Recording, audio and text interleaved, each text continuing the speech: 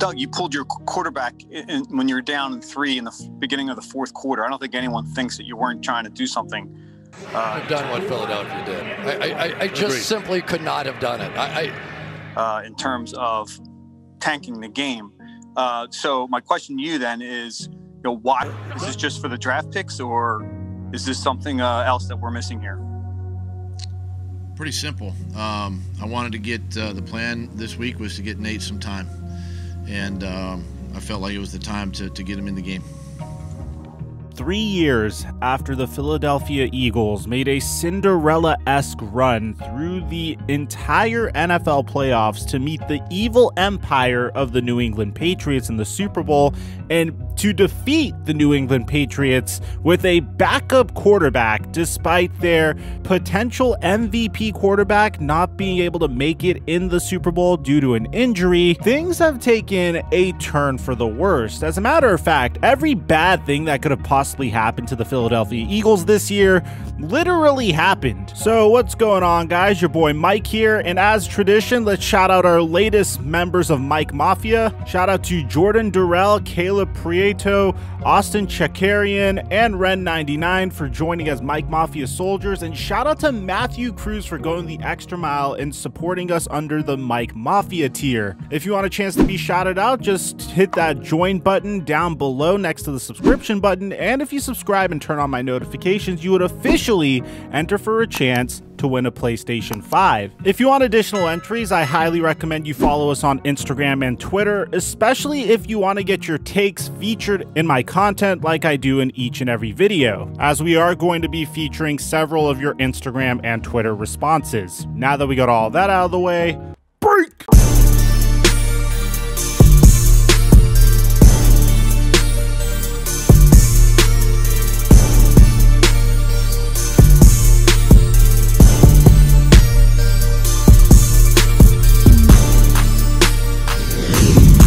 Mic check 1 2 1 2. What's going on, everybody? To give you an idea of what's going on, we have to cite multiple official sources because, I don't know, for some reason, a good chunk of people that watch my content thinks I make these stories up by myself. But let me take you through the entire morning for the Philadelphia Eagles. You see, earlier on today, Ian Rappaport reported that the Eagles head coach, or former head coach Doug Peterson, is meeting with ownership today, and he'll continue to present his plan for the future.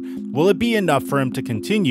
Literally within 30 minutes, even less than 30 minutes, Tom Pelissero, Ian Rappaport, and Adam Schefter and Dan Graziano all reported that the Eagles and Doug Peterson are done. Now, there might be multiple reasons why people think this happened, but the official reason from Ian Rappaport is the fact that Doug Peterson was tired of the Philadelphia Eagles telling him what to do. He was tired of being micromanaged. The Eagles put out this statement on the situation, saying, "I have spent the last few weeks evaluating everything from this past year and looking ahead. We are all very disappointed with the way our season went and are eager to turn things around, not just for next season, but also for the future of the franchise." Okay. Coach Peterson and I had the opportunity to sit down and discuss what that collective vision would look like moving forward.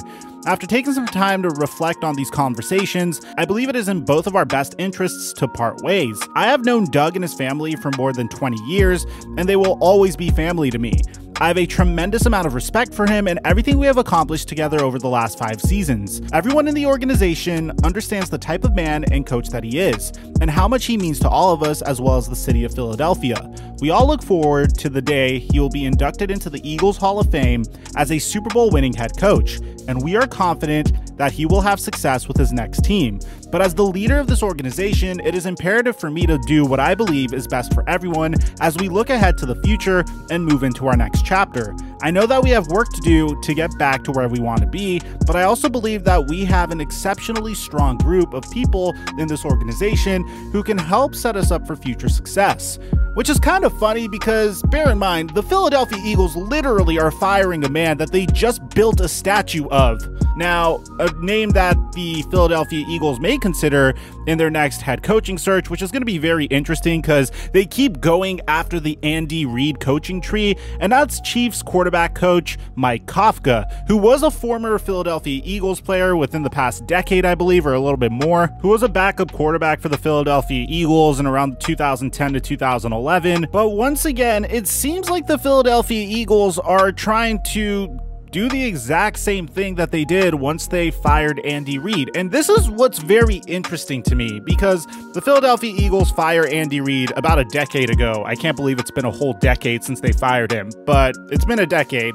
And after that, they decide to go in a completely different direction and bring in Chip Kelly. Chip Kelly was, decent. He had a couple good years, but he clearly wasn't the right answer for them long term. Before the Philadelphia Eagles said, okay, we're going to go back to the Andy Reid way of doing things. So they bring along Doug Peterson, who was Andy Reid's offensive coordinator from 2013 to 2015. And bear in mind, this is before Patrick Mahomes was even on the Kansas City Chiefs. Peterson comes in and he had more good years than bad years, in my opinion. And now all of a sudden, the Philadelphia Eagles decide to fire Doug Peterson, a head coach that once played for them as an actual player, in order to move along. And I don't know, if they're rumored to bring on the Kansas City Chiefs quarterback coach as their next head coach, then that's just very strange to me. So I took to Twitter to ask you guys whether or not this was a good move at all. And a large amount of you guys said that this was the right choice, and I'm going to show you guys' takes down below as I give you my take as well. In my opinion, I think it was a little bit of a scapegoated move. You see, yeah, the Philadelphia Eagles had a horrific season this year. Yes, there was a QB controversy created between Doug Peterson, Carson Wentz, and Jalen Hurts. But you have to understand, why was Doug Peterson in this situation to begin with? Like, you don't go from winning 13 games and losing 3 games in 2017 to winning 9 games and losing 7 games in 2018, to winning 9 games and losing 7 games in 2019, and then magically just going 4-11 out of nowhere. And people like to say that the only reason why Doug Peterson was so successful in Philadelphia to begin with was because he had Frank Reich as a offensive coordinator, and I'm sure that played a huge part in it. But I think this problem is a lot deeper than just Doug Peterson not being a good enough coach or having horrible play calls, because he did have really horrible play calls and he did have poor game management throughout the year. But at the same time, there's only so much an individual could do when his top 2 wide receivers are Jalen Reagor and JJ Arcega-Whiteside and Travis Fulgham. There's only so much an individual could do when an offensive line is breaking down and a quarterback has lost his confidence. There's only so much a head coach could do when it's clear that his entire team is completely devoid of talent, when the defensive side of the ball lost their vocal leader in Malcolm Jenkins, and the team is just getting worse and worse each and every year. Yes, I understand that Doug Peterson wasn't the perfect head coach, but I don't necessarily agree with being so quick to move on from a head coach that brought your team its first Super Bowl in the past 50 years plus. I don't think this is Doug Peterson's fault, and I've said this over and over and over again. Doug Peterson just simply coaches the players that are given to him. Howie Roseman provides those players for Doug Peterson. And if you look at Howie Roseman's track record as of late, with the draft picks that he's made and the players that he's missed on, then you'd understand that this wasn't a problem with head coach. I don't even think this was a problem with quarterback. This is a problem with poor roster construction. And for some reason, the owner of the Philadelphia Eagles, Jeffrey Lurie, really just loves Howie Roseman. He's been the general manager for the Philadelphia Eagles for a pretty long time, on and off for a decade, despite him not necessarily always making the best decisions. I'm sure Doug Peterson does bear a brunt of the blame for the situation. Obviously, he is the head coach, and with good game management, you could typically win a bunch of games if you know how to manage games properly. If you ask me, the New England Patriots roster was way worse than the Philadelphia Eagles roster this year. But that's not the point over here. The Philadelphia Eagles are now creating more question marks and more problems for themselves. Who's the quarterback that they move forward with in the future? Is it Carson Wentz or is it Jalen Hurts? That's the first question that they must solve. Once they figure out that question, they have to figure out, okay, if it's going to be Carson Wentz or if it's going to be Jalen Hurts, what do we do with the other player? And what head coach should we hire in order to put Jalen Hurts or Carson Wentz in the best situation to succeed? Do they go after Mike Kafka, the Kansas City Chiefs quarterback coach, or do they rinse and repeat from the last time they hired a head coach and just take the offensive coordinator from the Kansas City Chiefs, Eric Bieniemy? Do you think the fact that Doug Peterson decided to tank this game had to do with the reason why he got fired?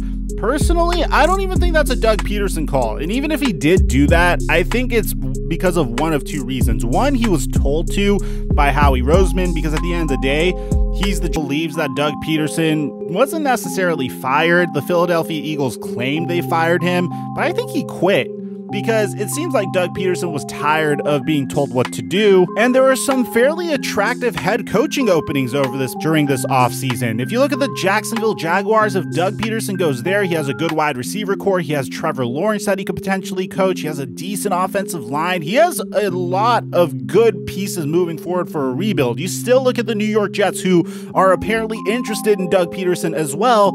He has either Sam Darnold or whoever the Jets decide to take with the number 2 overall pick, a player that he will probably get to choose. And bear in mind, the Jets also have a later first-round pick. They have a good offensive line. They have great defensive pieces. They just had a coach that had no idea what he was doing. So if you ask me, there's a chance that Doug Peterson may have just quit on the Philadelphia Eagles because there's a better situation awaiting him. And I wouldn't be surprised if we find out either the Jets or the Jaguars or the Atlanta Falcons or the Los Angeles Chargers or even the Houston Texans and Detroit Lions are hitting up Doug Peterson's line. Every single one of those situations seems to be significantly more attractive than dealing with what's going on with the Philadelphia Eagles right now.